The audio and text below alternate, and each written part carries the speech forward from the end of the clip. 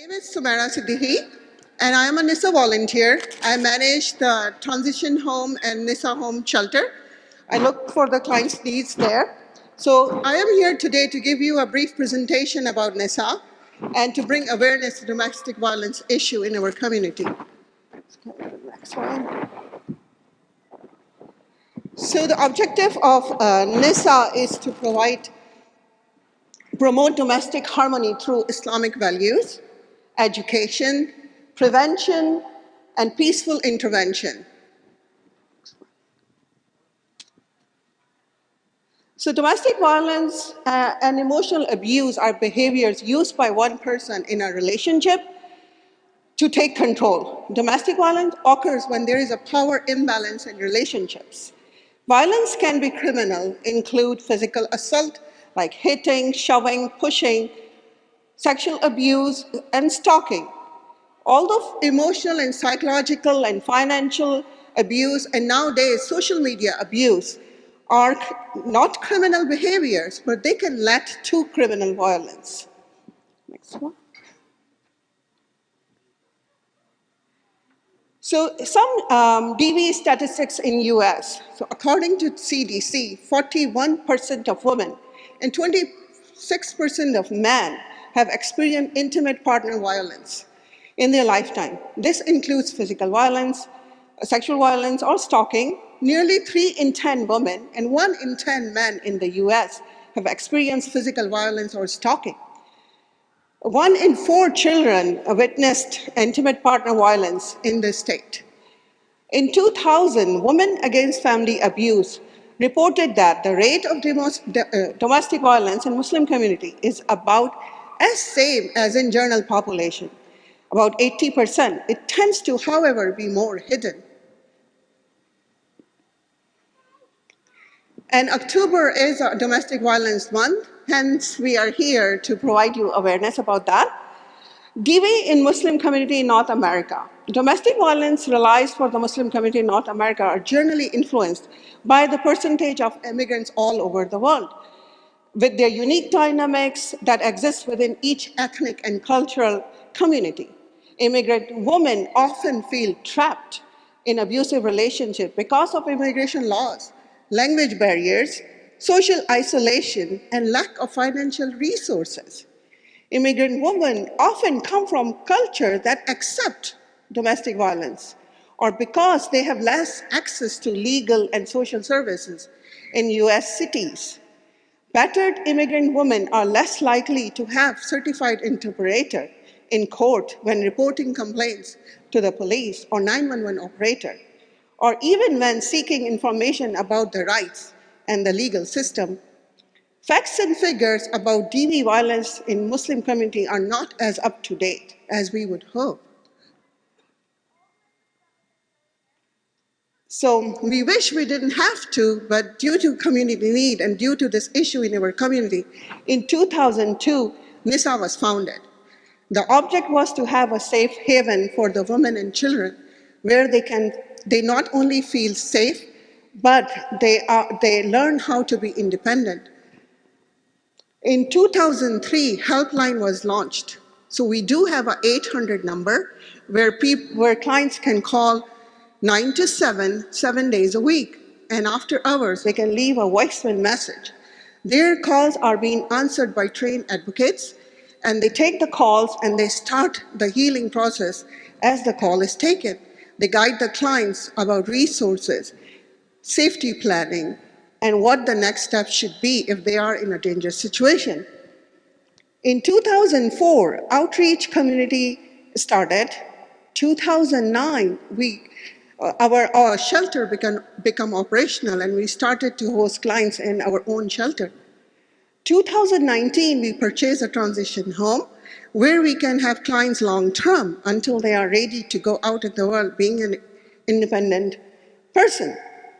2020 transition home was operational, and 2021, due to the need of our clients, we hired staff.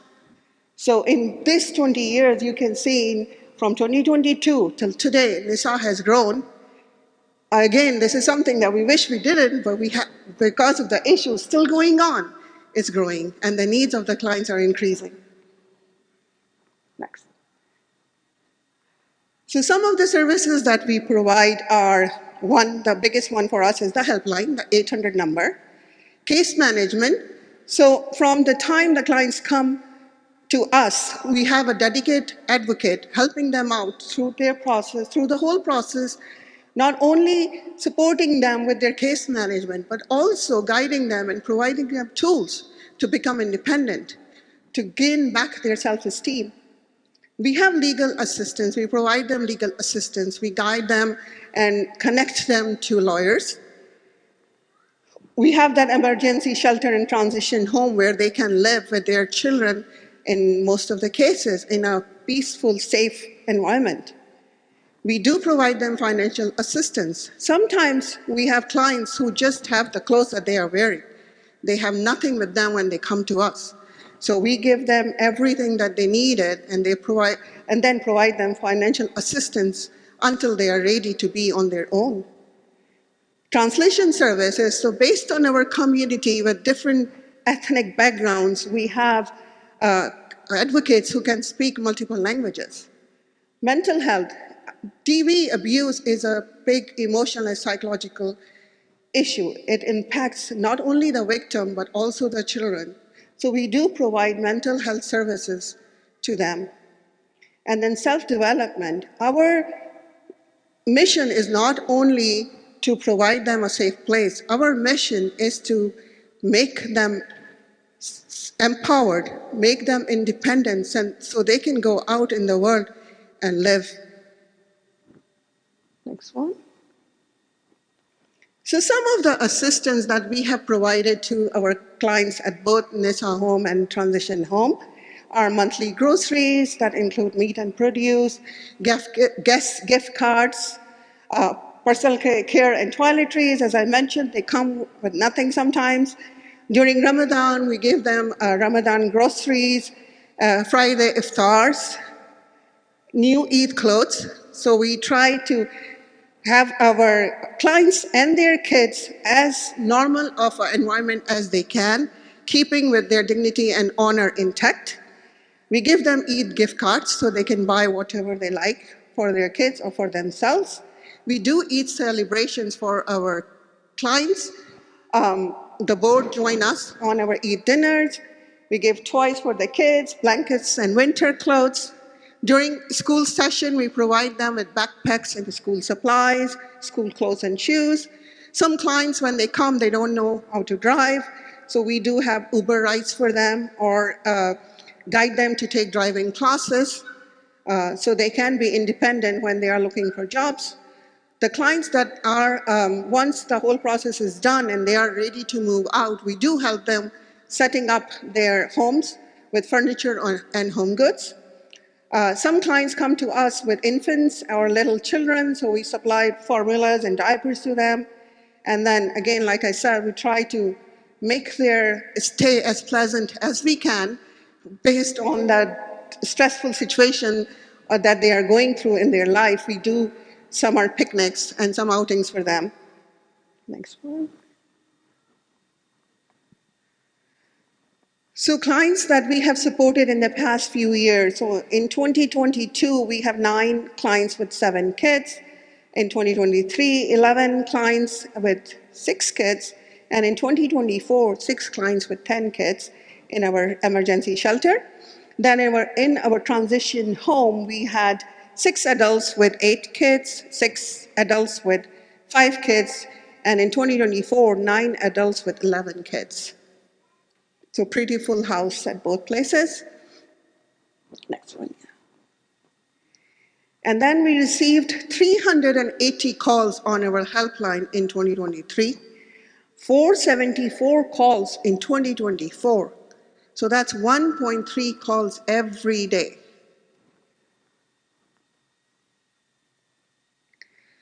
So there are some misconceptions about domestic violence. It does happen in religious families. It does happen to educated people. It not only happens to women.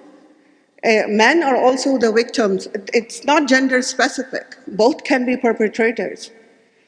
It does happen to women in all grades and standards. Working women, educated women, rich women, there is no distinction. Um, it does not always include physical violence, emotional abuse, financial abuse, spiritual abuse is also very prominent. The victim is never the provoker. And drugs and alcohol are not always the case. And most of the victims believe that so US legal system does support the immigrant victims. They don't have to be a citizen to use those services. Some of the warning signs that you can look into the victims are that they might be physical signs. You can see bruises and stuff. Or when the abuser or partner is close, they seem to be afraid. They act differently in front of the abuser. And they are very different when that person is not in front of them. Or they cannot make their own decisions because they never had that opportunity to make decisions, so they will not make even a simple decision. They have no control on financial decisions. They are very apologetic or meek because they are always afraid that if they did something wrong, they will have some kind of a response back in physical abuse or verbal abuse. They have very low self-esteem. They are depressed and fearful. They seem detached and dissociated. They will not join the gatherings or events or parties. So these are some signs that you can kind of detect who is going through DV violence. So how you can get involved? One, share about NISA with your family and friends. So thank you, MCC, for inviting us to bring awareness. You can donate professional services. We are always looking for lawyers, doctors, therapists. So if you have those qualifications, please do join us.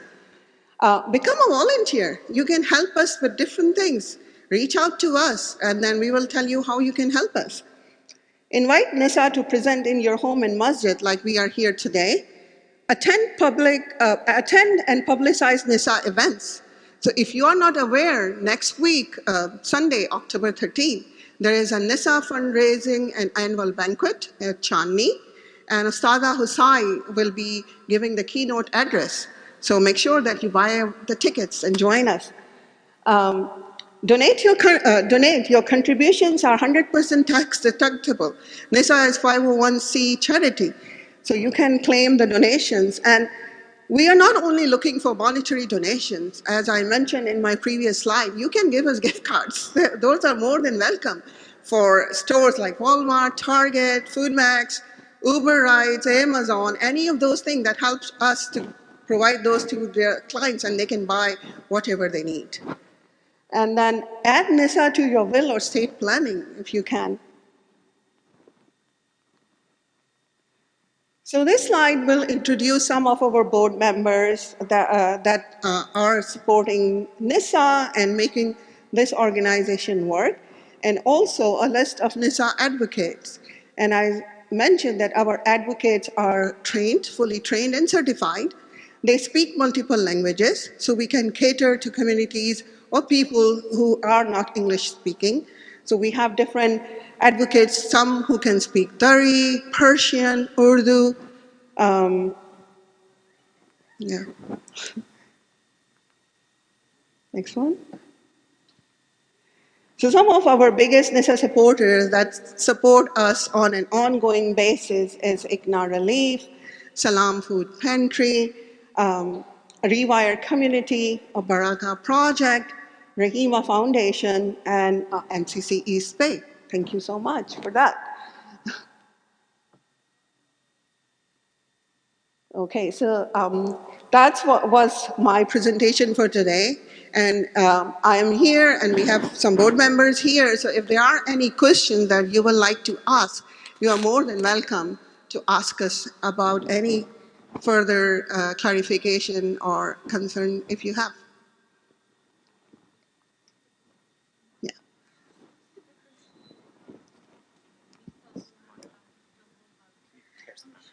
Okay, so the question that came in was, what is the difference between NISA home and transition home? So NISA home is a shelter, it's an emergency shelter. So when we receive a call that someone is in a dangerous situation and they need to leave that right away, we bring them to the shelter. So that is, most of our clients in the shelter are in a very different emotional state. They were just going through all those trauma. So we brought them there and start supporting them. Transition home is when they pass that stage and now they are ready to go out in the world. So they are taking classes or they already start working, but they still need some time to be fully on their own. So transition home is a little bit of a longer stay for them, so they can stay to be prepared to go out by themselves. We still support them, but not as close monitoring as we do to the clients in the shelter. Yeah, and just as Sister Sumera said, the transition home is actually made up of multiple units, separate units. It's like a little apartment complex. So each client, domestic violence victim, has their own unit. So they're self-sufficient. They're cooking for themselves. They're paying their electricity bills. They're taking out their garbage. Whereas the house is a communal living where food is provided. Those amenities are provided. So the idea is that they're learning to be independent as if they're living in their own apartment and responsible and have those obligations, so which better equips them to be independent.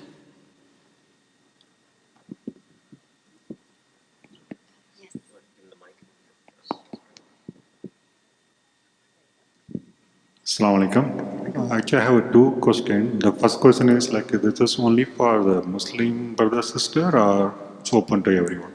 So I should have said that. So currently we are only supporting women and children, but for women, it's not just Muslim. We do have women come to us from different religion or ethnicities, but right now it's just for women.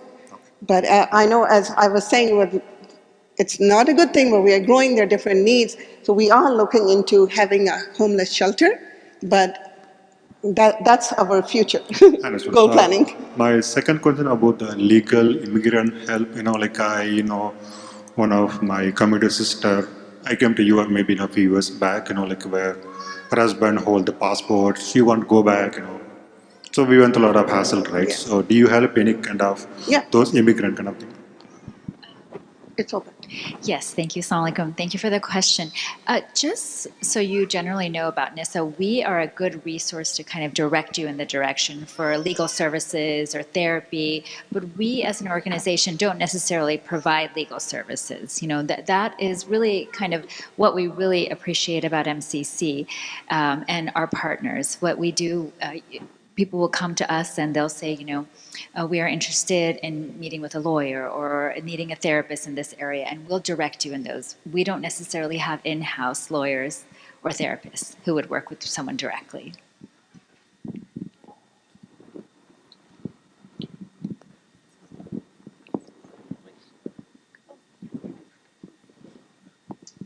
Any other? Any more questions from anyone? Yeah.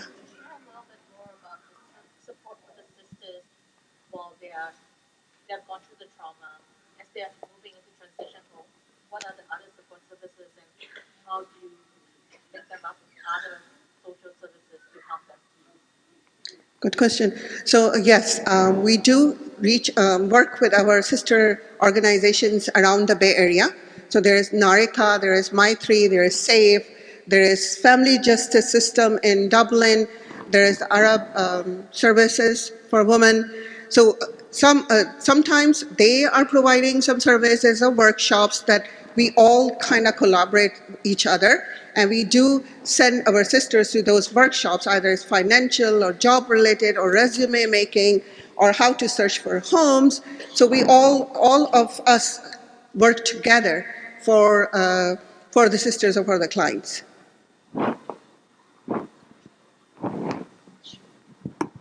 Okay, we have a question online. It says, you mentioned men are also abused. Where do you house them? Is the question from online. Okay. We don't have actually space for men in our facilities. But, when people come to us, we are very resourceful in that we try to find spaces for them. Naraka, they have an emergency motel program where they'll put someone up for a few days. And during that time, you'll be surprised at how many 10, 15 people within our organization are calling people to see how we can house them. So we don't house men in the transitional home or the shelter. Yeah. And just to sort of address the post, once they've come into the shelter and, we've set them up with services and then they've eventually transitioned into the transitional home, there's the whole healing process and the psychological healing of both the victim and her children, family. So we do provide those sort of therapist services. Again, everything is outsourced, but we have such a collaborative network of affiliates, therapists, psychologists, psychiatrists that are available to us, mostly on a volunteer basis. And so we make sure that not only are they taken care of financially and physically, that their mental health and well-being is taken care of.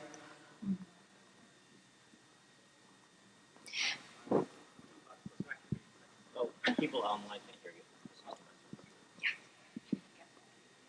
Assalamu alaikum. So I have two parts question. The first being, I was just reading the title. It says North American Islamic Shelter for the Abused. So I'm assuming it's not just limited to women and children, but go beyond that and men besides. So is elder abuse part of this, the services that you provide? Sorry if I missed that part.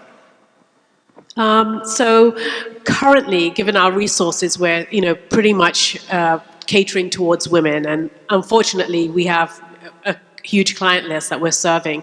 But moving forward, and just to also reiterate, we never turn a victim away, a female victim, whatever ethnicity or denomination she is.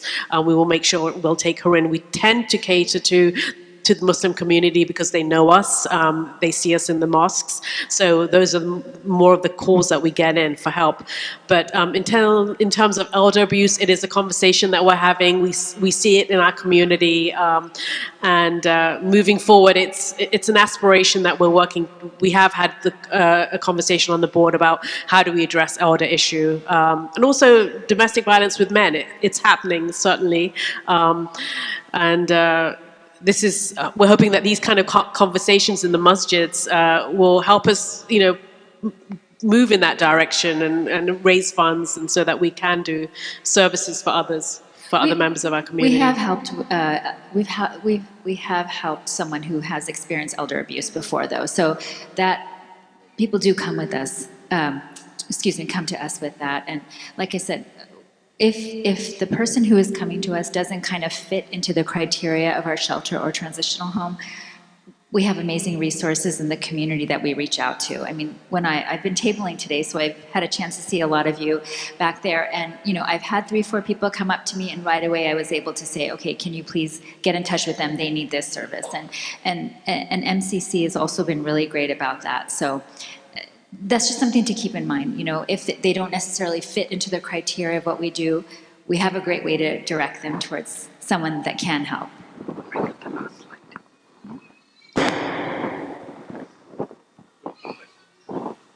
Jeff, oh, I'm so sorry. So the second part of my question is, these services are provided from a reactive basis. So that is, if somebody goes through that unfortunate incident or experience, then that is where NISA comes in and helps the services. But how do we prevent such abuse to take place? How do we educate people so that they don't get into this situation at all? Great question. So these events and these awareness is something that we try to do to bring to that. And then I think the next lecture is about that also. That's right. So that is a big part of our goal. It's not so much, let's deal with it once it happens, but a lot of education about what healthy relationships are. Like Imam Tahir just mentioned, we hosted a marriage seminar where we had a therapist come from Southern California, and they hosted an entire weekend of people who were in marriages that just were normal marriages and part of this, different parts of the spectrum, and they came, and it was really to work on their relationships. It wasn't necessarily to heal any abuse that had happened. So we do try to kind of really be out there, promote healthy relationships, educate. Imam Tahir is going to do exactly that today, kind of tell you, and many of you I'm sure heard that today during the khutbah, just really kind of talk about what a healthy relationship is. So. Yes, as Sister Mahnoor mentioned, we have had several preventative lectures and workshops where we address exactly this. You know, how do you prevent domestic violence? What are the factors that lead to domestic violence? And to address those before the incident actually occurs. And that's all about family harmony and unity, and we definitely approach that in a very aggressive way. Yeah, or just find examples of modeling what healthy relationships would look like in our different programs. So when somebody comes to, Assalamu alaikum, when somebody comes to you guys and says, you know, I've been domestically, been abused and whatnot, do you guys bring the man involved and try to like mediate between the two at all, or you guys just take it and just? Yeah, you know, it's sort of like an emergency sort of type situation. So you obviously want to have the victim safe. And so we will make arrangements to bring the victim and her children, if there are children, to a safe house. We won't engage. You know, our concern is stabilizing the victim, making sure they're okay. If there are issues, obviously it's anonymous and it's confidential. The husband or the partner is not, you know, told where the victim is for safety reasons. And that's what we do. If the victim decides she wants to go through dissolution of marriage or divorce proceedings, we will get an attorney involved who would deal with the partner. We do not directly engage the abuser. And Sumera can add to this because she works really closely with clients, but we can't really even advise the victim. You know, they come to us, tell us their circumstances, and, you know, we couldn't reach out to her husband and say he should do or do that. I wouldn't say last resort, but I would say people come to us when, last resort, or their options are limited. And so, you know, but I know that Nadia is also, she had been talking, I don't know where she is, about, oh, sure.